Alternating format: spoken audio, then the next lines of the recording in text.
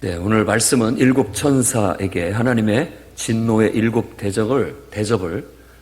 대접이라고도 생각할 수 있고, 이렇게 높이가 낮은 잔, 그러니까 진노의 포도주 잔, 그걸로 생각해도 됩니다. 땅에 쏟으라는 명령과 함께 본문은 첫 번째부터 시작해서 네 번째 대접의 재앙까지 쏟아 부어지는 내용을 말하고 있습니다. 이 재앙들은 악에 속한 자들에게 쏟아지게 된다고 성경은 말하고 있습니다. 그래서 저는 오늘 이 본문을 통해서 다음과 같은 은혜를 여러분과 함께 나누고자 합니다. 맨 먼저 첫 번째는 악의 종이 되지 마시고 하나님의 자녀가 되는 여러분들이 되기를 바랍니다. 리차드 니버라는 그 기독교 윤리학자가 기독교의 극단적인 자유주의의 신앙의 성향에 대해서 이렇게 피력하고 있습니다. 진노 없는 하나님이 죄 없는 사람을 십자가 없는 그리스도의 직무를 통해 심판 없는 하나님 나라로 데려갔다. 곰곰이 잘 생각해 보면 이건 굉장히 무서운 얘기입니다. 진노하시지 않는 하나님, 그리고 또 죄가 없는 사람, 십자가가 없는 그리스도, 심판 없는 하나님의 나라. 이것은 다 좋게만 보는 그런 굉장히 긍정적으로만 보는 그런 자유주의의 극단이라고 할 수 있겠습니다. 이건 끔찍한 일인 것이고, 결국 우리가 성경에서 배우고 또 우리가 예수님을 믿음으로 받아들였던 그 복음은 절대 그런 것이 아니라는 걸 깨닫기를 바랍니다. 창조주 하나님의 진노, 그건 익히 말씀드렸듯이 복음입니다. 이 땅의 복음이에요. 기쁜 소식이라는 말입니다. 창조주 하나님의 진노는 보통 두 가지로 행해진다라고 이렇게 분류해 볼 수가 있습니다. 하나는 하나님이 인간의 악에 스스로가 파괴되어서 그 죄값을 거두게 하는 것. 그러니까 하나님이 딱히 하나님이 심판하셨다라고 전체적으로 보면 신앙 고백상 그렇지만 인간이 악을 저지름으로 인해서 그 악의 죄값을 자기가 받는 것, 그런 것을 하나님의 우리가 심판이라고 말할 수 있고, 두 번째로는 어떤 죄가 어떤 일정 수준을 넘어서 버리게 됐을 때 하나님이 직접 개입하셔서 이제 그만하고 그 모든 것들을 다 끝장내시는 그런 심판.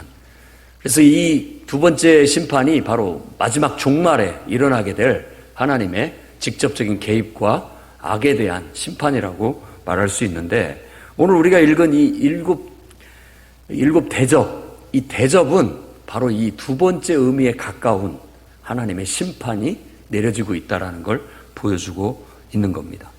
근데 심판하면은 하나님이 막 진노하시고 우리에게 벌을 내리시고 잔인하게 죽이시고 또 막 재앙을 내리시고 이런 모든 것들에 대해서 부정적으로 생각하는 사람들도 분명히 있습니다. 그리고 너무 지나친 것이 아닌가, 과한 것이 아닌가.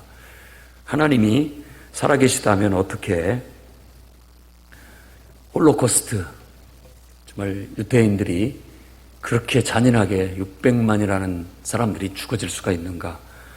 보스니아 내전에서 엄청난 또 대량 학살이 일어났고, 르완다의 종족 분쟁에서도 엄청난 대량 학살이 있었고, 킬링 필드로 불리는 캄보디아에서도 그 내전에서 엄청난 인종 대량 학살이 있었습니다. 세계 곳곳에서 대량 학살이 일어난 일들은 흔합니다. 지금 우크라이나에서도 우리가 딱히 자세히 밝혀지진 않았지만 이와 같은 잔인한 살인 행위는 마치 전쟁을 통해서 합법화라도 된 것처럼 저지르고 있는 그런 일들을 보게 됩니다. 이런 일들이 왜 벌어지는가? 하나님은 왜 이런 것들을 보고 그냥 가만히 계시는가? 아니, 어떤 의미에서는 저것이 하나님의 심판, 하나님이 진노하시는 심판이라고 한다면 우리가 그것에 대해서 고개를 갸우뚱할 수가 있습니다. 그러나 과해 보이더라도 그것은 하나님의 심판일 수 있습니다. 그렇기 때문에 우리는 하나님의 심판 앞에 겸허히 감사하는 마음을 가질 필요가 있습니다. 왜냐하면 이와 같은 심판이, 이와 같은 재앙이 내려지지 않는다면 악은 멈추지를 않기 때문에 그렇습니다.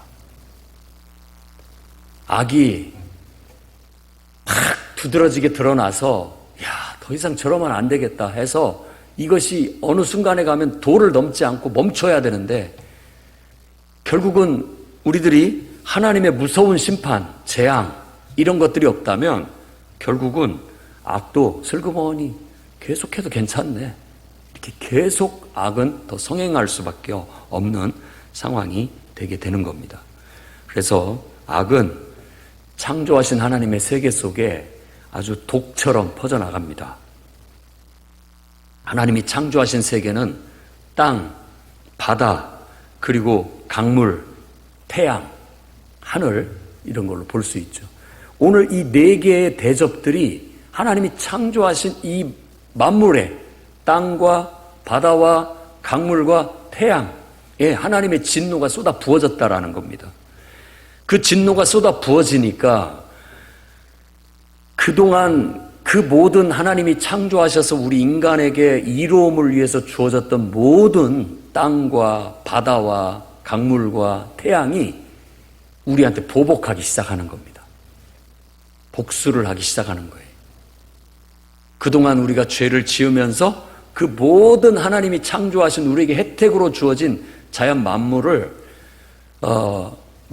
우리가 악을 행함으로 인하여 독이 퍼지고, 하나님이 이제 때가 되니까 진노의 잔을 그곳에 부음으로써 그 모든 것들은 우리 악을 행하는 악의 원흉들에게 그 독소를 뿜어내면서 잔인하게 이제 심판이, 보복이 이루어지게 되는 걸로 말하고 있습니다.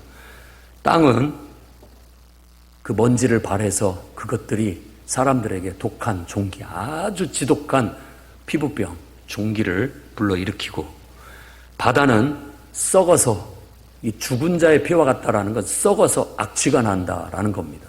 그러니 생물들이 어떻게 살겠습니까? 다 죽어 나자빠지게 되고, 사람들도 강물이 피로 변하니까 그 물을 먹을 수가 없는 그런 상황이 되게 되고, 그리고 태양은 그 열기를 강렬하게 뿜어내니까 결국은 이 지구상에 태양이 적당히 비쳐야 모든 것들이 생동하고 좋은데, 지나치게 열을 뿜으니까 모든 식물들이 말라 비틀어져 죽게 되고, 사람들도 그걸로 인해서 고통을 받을 수밖에 없는 그런 상황이 되게 되었다라고 말하고 있는 겁니다.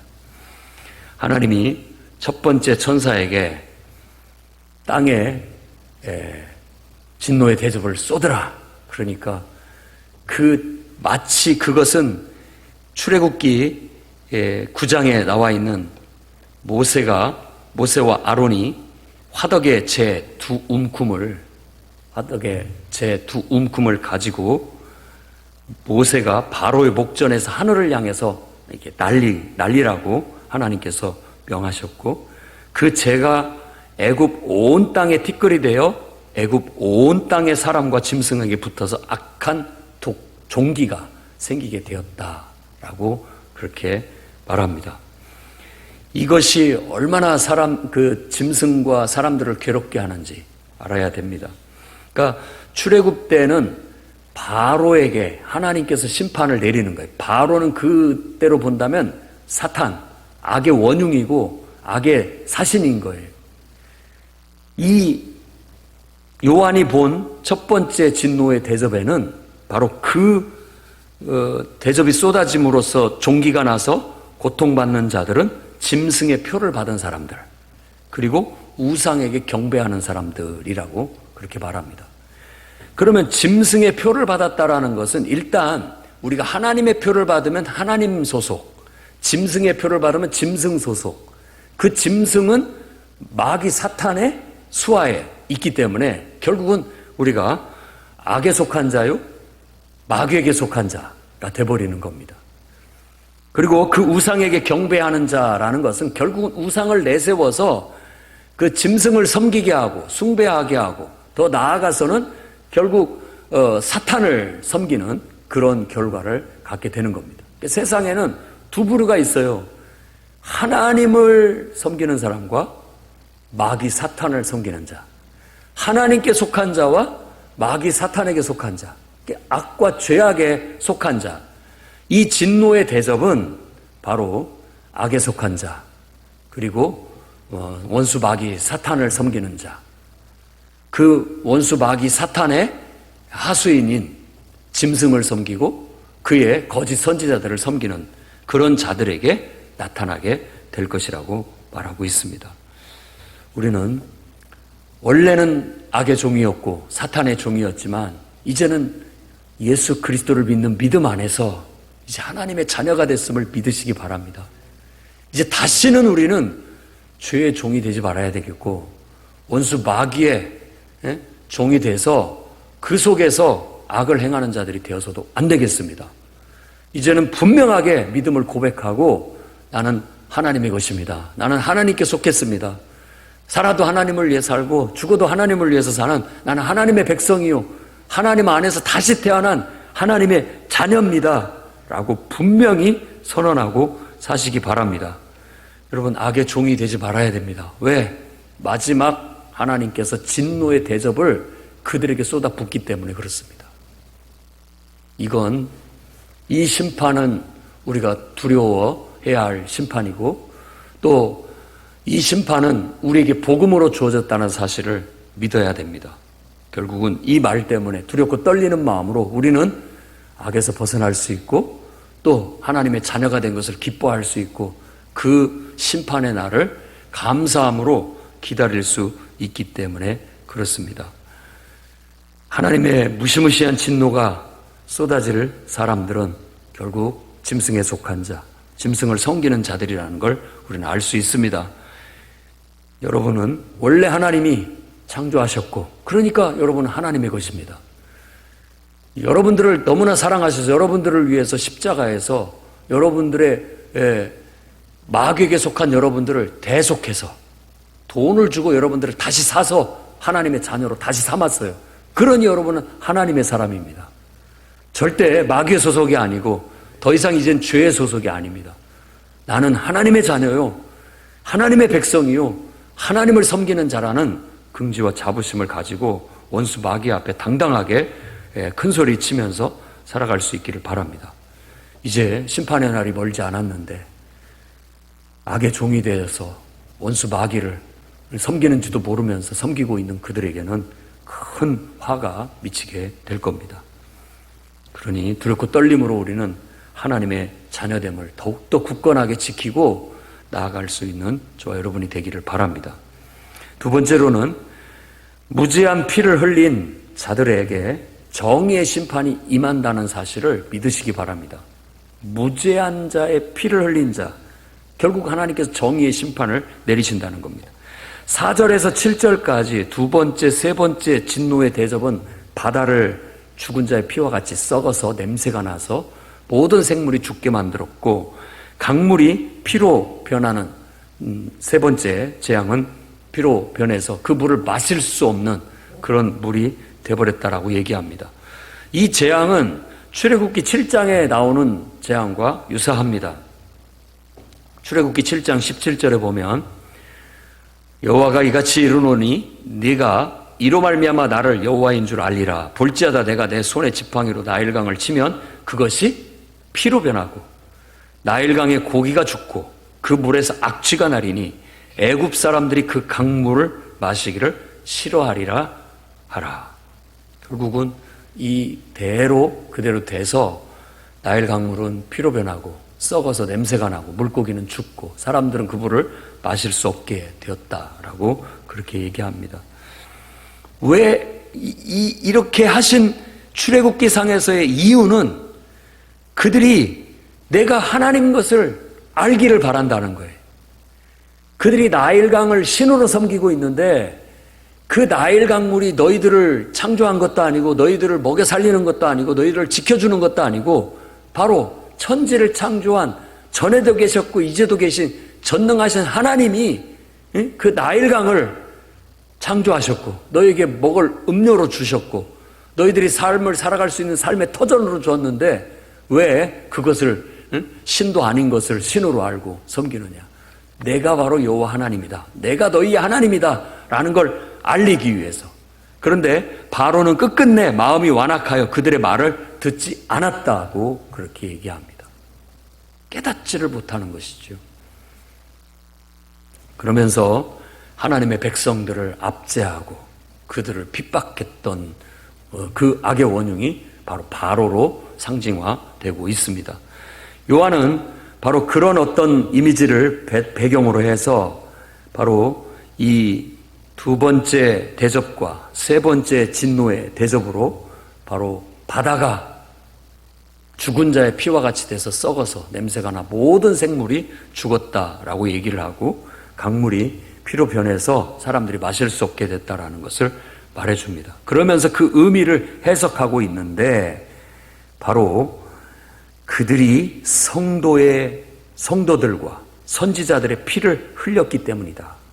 당연히 그들이 성도들과 선지자들의 피를 흘렸기 때문에 그 피를 마시게 하는 것이 당연하다, 합당하다. 천사들의 입을 통해서 그 말을 하게 합니다. 그리고 또 부연 설명을 더 덧붙이는데 번제단이 말하기를 주 하나님 곧 전능하신 이시여 심판하시는 것이 참되고 의로우시도다라고 말하게 했다는 거예요. 번제단은 짐승을 잡아 죽이는 거잖아요. 그것처럼 성도들과 선지자들을 그렇게 희생 제물로 잡아 죽였기 때문에 그들에게도 당연히 그거에 대한 보응을 해줘야 된다. 보응을 받는 것이 하나님의 정의고 공의다라고 말하는 겁니다. 에레미야도 너희가 내 목숨이 너희들의 손에 있으니까 죽이든 말든 해라. 하지만 너희가 나를 죽인다면 무죄한 자의 피를 흘리는 죄값은 받게 될 것이다 라고 그렇게 외쳤습니다. 성도들이 무슨 죄입니까? 그리고 선지자들이 무슨 죄입니까? 그들은 하나님 앞에 바르고 진실하고 성실한 자들인데 결국은 악이 그들을 핍박하고 악이 그들을 죽여 피를 흘리게 했으니 그 무죄한 자의 피 흘림에 대한 보응은 그들이 받아야 정의가 실현된 것이라고 볼 수 있다라는 거죠. 그래서 무죄한 자의 피를 흘린 자들은 결국은 다 그거에 대한 보상을 받게 될 거라는 겁니다. 우리는 저 북한 땅에 정말 예수 믿는 사람들이 얼마나 고통을 받고 있는지를 간간히 탈북자들을 통해서 듣고 있습니다. 우리는 정말로 복을 받았습니다.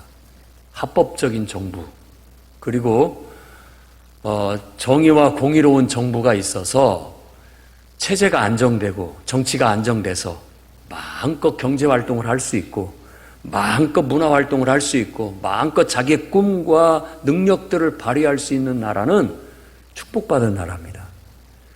왜 우리가 그런 나라를 위해서 기도하느냐? 그런 분위기 속에서 우리가 자유롭게 하나님을 예배할 수 있고 제약받지 않고 그런 분위기 속에서 우리가 하나님의 말씀을 가르쳐서 또 전파할 수 있고 우리가 하나님의 뜻대로 살아갈 수 있는 그런 토대가 안정적으로 주어지기 때문에 우리는 그런 나라를 위해서 기도하고 그런 정부를 위해서 기도하고 그런 세상이 될 수 있도록 기도해야 됩니다. 그러나 이런 축복을 우리는 누리고 있지만 그러지 않은 나라가 많습니다. 하나님을 믿는다는 이유로 죽임을 당하고 핍박을 당하고 고난을 당하고 또 죄가 없는 무고한 생명들이 지금도 정말 세상을 파괴하고 부패를 일삼는 그것을 조장하는 독재자들이나 또 그런 불의의 엄청난 힘을 구축한 어떤 정부나 어떤 조직에 의해서 자행되고 있다는 걸 우리는 알아야 됩니다. 그런 많은 일들이 아까도 얘기한 것처럼 보스니아 내전, 르완다 종족 분쟁, 킬링필드로 불리는 캄보디아의 내전, 곳곳에서 그런 대량 학살들이 일어나고 있는 겁니다. 어찌 보면 이제 여러 가지 국가적으로 보면 나름대로 이해관계가 얽혀서 그것 때문에 전쟁을 치른다고 하지만 그런 전쟁통에 무고한 생명들이 많이 피를 흘려 죽어가고 있다는 것도 우리가 기억해야 되고 그런 것에 대해서 하나님께서 벌하시지 않는다면 하나님의 정의가 어디 있단 말입니까? 반드시 하나님이 벌하셔서 정의를 바로 잡아주셔야 되는 것이죠. 세상을 파괴하는 자들에게 부패를 조장하고 그 부패를 뒤에서 도와주면서 거기에서 나오는 이득들을 탐닉하며 나아가는 자들, 당연히 하나님께서 벌하셔야 되겠죠. 바로 그것이 하나님의 진노의 대접을 통해서 부어지고 있는 거라는 걸 우리는 알아야 됩니다. 그런 일이 있었을 때 우리는 오히려 하나님 왜 이렇게 잔인해가 아니라 하나님 잘하십니다. 하나님은 정말 잘하십니다. 의로우시고 참되십니다. 너무나 정의롭습니다. 하나님이 있기에 세상에 희망이 있습니다. 라고 박수를 치면서 환영해야 할 일들이라는 겁니다. 지금도 우리는 눈물을 흘리면서 바로 그런 정의가 실현되지 못한 곳에 불의가 난무하고 또 부정부패가 난무하면서 그것을 조장하고 또 그것들을 도와주면서 그 속에서 함께 그 모든 것들을 돕고 있는 세력들, 하나님께서 속히 정의를 실현해달라고 기도해야 되겠습니다. 그 배후에는 반드시 어둠의 세력, 어둠의 영이 작용하고 있기 때문에 하나님께서는 나중에 이제 계시록을 더 읽다 보면 그 악의 어둠의 권세 잡은 그 악한 영들을 결박해서 무적행에 가둬버릴 겁니다. 그리고 나중에는 죽음과 사망까지, 지옥까지도, 불못까지도 다 모든 것을 결국은 심판해서 처결을 하게 될 거라고 그렇게 말하고 있습니다. 그러니 저는 하나님께 희망을 두고 살려고 합니다. 여러분들도 하나님께 희망을 두십시오. 힘 있는 자들에 의해서 온갖 불의와 악행이 저질러져 무고한 자들의 생명들을 희생하는 거, 우리는 어떻게 할 수 없지만 하나님께서 반드시 살아계시기 때문에 그 정의를 바로 잡으실 겁니다. 그러기를 위해서 기도해야 되겠고 그런 일들이 일어나야 되겠습니다. 세상을 한때 유린했던 공산주의, 아름다운 이름으로 사람들을 현혹하여 오히려 자기들이 더 악을 행하고 더 많은 사람의 생명을 가차에 죽였던 그런 어둠의 세력들, 또 파시즘이라든지 또 우리가 알고 있는 아파르트 헤이트라고 해서 남아공에서 일어났던 극단적인 인종차별 정책과 제도, 이런 다양한 악행들, 정말 우리가 언급을 다 하지 못해서 그렇지 또 그게 크게 부각이 돼서 드러나지 않았을 뿐이지 곳곳에서 이와 같은 정말 무죄한 자의 피를 흘리는 악행들이 수도 없이 자행이 되고 있다는 걸 알아야 됩니다. 우리는 어쩌면 그런 인간들 부류에 속해 있어요. 그러니 우리가 하나님을 믿고 하나님께 속하지 않으면 우리도 똑같이 원수 마귀에게 사로잡혀서 그런 일들을 조장하거나 그런 일에 동조하거나 함께 하고 있을지도 모른다는 거예요. 여러분은 아니라고 큰 소리를 치실지를 모르겠지만 실제로 악의 평범성이라고 바로 유태인은 대량 학살을 했던 아이히만이 결국은 전쟁이 끝나자마자 신분을 속이고 도망가서 아르헨티나에 가서 평범한 그런 사람으로 살고 있었습니다. 그런데 결국은 끝까지 추적해서 이스라엘 경찰이 끝까지 추적해서 그를 잡아다가 이제 재판석에 세우게 됐는데 그 사람을 생각할 때 많은 사람들이 아주 흉측한 나쁜 놈이라고 생각을 했어요. 그런데 재판을 하면서 드러난 그의 모습은 너무나도 평범한 한 가정을 이끌고 자녀들을 사랑하고 아내와 행복하게 사는 너무나 평범한 우리나 똑같은 사람이더라는 거예요.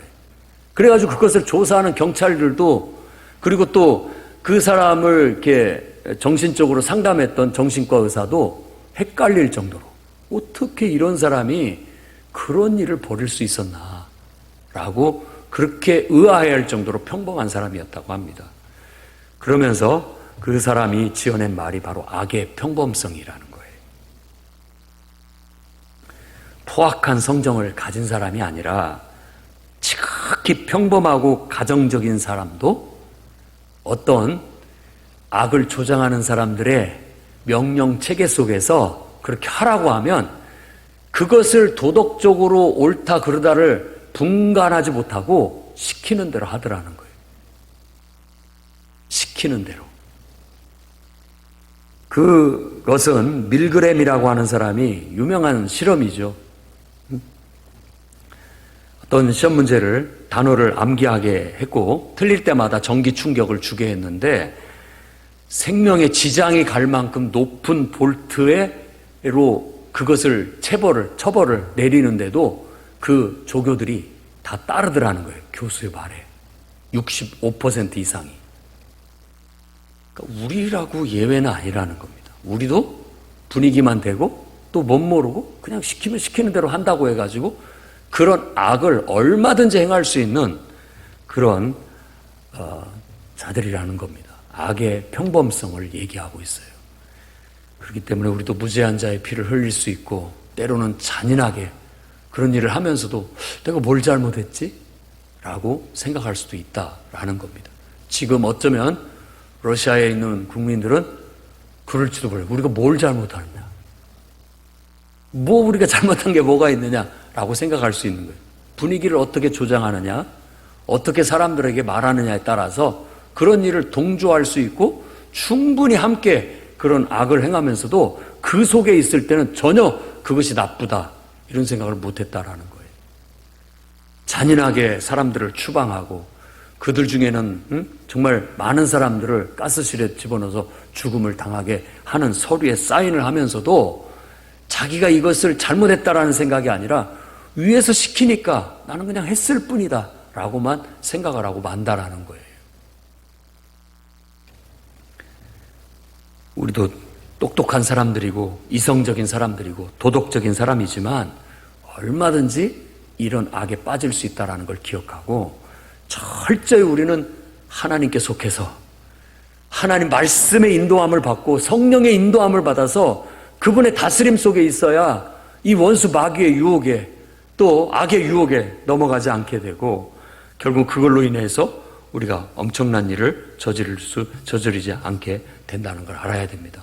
결국 우리가 나쁜 놈이어서가 아니라 사탄의 유혹에 넘어가서 악의 유혹에 넘어가서 분간하지 못해서 악에 동조하게 된다면 무죄한 자의 피를 흘리게 된다면 그 보응을 고스란히 받게 될 겁니다.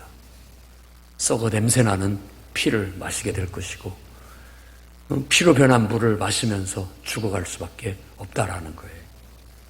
지금도 세상 일부에서는 그런 일들이 지금도 벌어지고 있다는 것을 우리는 기억하고 하나님께서 정의를 실현해 주시기를 기도하며 나아가야 되겠습니다. 마지막 세 번째는 재앙을 내리는 하나님을 비방하기보다는 비방하지 마시고 정말 내가 하나님의 앞에 벌 받았다라고 생각된다면 즉시 회개하는 여러분들이 되시기를 바랍니다. 8절 9절에 넷째 대접으로 해가 뜨거워서 사람들을 불러 태웠다라고 하는데 이 태양의 뜨거움은 잘 알 겁니다. 사막화가 되고 또 모든 식물을 말라 죽게 하고 그러면 사람들도 살 수가 없죠. 그때 그러니까 너무나 고통을 받고 힘드니까 그럴 때 야 우리가 뭘 잘못했지? 겸손히 창조주 하나님 앞에 나아가 자신을 돌아보고 자복하고 회개하면서 하나님의 자비를 구하고 은혜를 구해야 되는데 이 정작 악에 노출된 악의 유혹에 빠진 그 사람들은 회개할 생각을 못하고 오히려 그런 하나님을 원망하는 거예요. 불평하고. 자기들은 악을 행하면서 많은 사람들을 죽이거나 고통받게 하고 피해를 당하게 하는데 하나님께서 정의를 실현하기 위해서 그대로 갚아주면 왜 나한테 이러십니까? 라고 하나님 앞에 항변을 한다라는 거예요. 그게 옳으냐? 그게 옳으냐? 틀렸다. 라는 겁니다. 하나님께서 심판을 내릴 때 그때만이라도 회개하고 자복하고 돌이켜야 맞다라는 겁니다. 이 바로처럼 똑같아요. 바로처럼 마음을 완악하게 하고 강팍하게 가지니까 결국은 하나님 앞에 숙이는 듯 하다가도 다시 들고 일어나서 하나님을 대항하고 대적하고 나아가니 결국은 그 재앙을 면할 길이 없다라는 겁니다. 예레미야를 통해서도 우리에게 주시는 말씀이 바로 그겁니다. 혹시라도 이 재앙을 통해서라도 회개하고 돌이킬 수 있다면 내가 내리던 재앙을 거둬드리겠다. 혹시라도 책망을 듣고라도 깨닫고 돌이킨다면 내 뜻을 내가 거둬드리겠다라고 하나님이 말씀하고 있는 거예요. 그런데 마지막 최후의 심판 때는 이게 이 악의 원흉들은 끝끝내 회개를 하지 않고 오히려 하나님을 대항하고 하나님을 회방하고 나아가게 됨으로써 결국 이 세상에 있는 악의 원흉들을 다 긁어 모아서 하나님께서는 최종적으로 그 악을 다 심판을 내려서 소멸하게 되시게 될 겁니다. 우리는 그런 하나님의 말씀을 복음이라고 생각하고 나아갑니다. 그래서 오히려 하나님을 사랑하고 하나님 앞에 의롭게 살면서 핍박받는 사람들은 바로 하나님을 찬양하고 하나님께 영광을 돌리게 됩니다. 되려 하나님 잘하십니다. 하나님 너무나도 잘하시는 겁니다. 그렇게 하셔야 됩니다. 그렇게 벌을 내려주셔야 됩니다.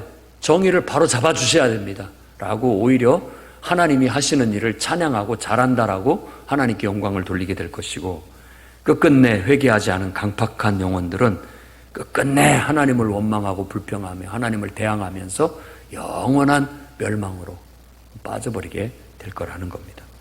그러니 우리 모두는 정말 하나님 앞에 구원받은 것을 감사하고 하나님 앞에 딱 붙어서 나는 하나님의 소속이다, 하나님의 자녀다 라는 확신을 가지고 절대 악에 동조하거나 악에 빠지지 마시기를 바랍니다.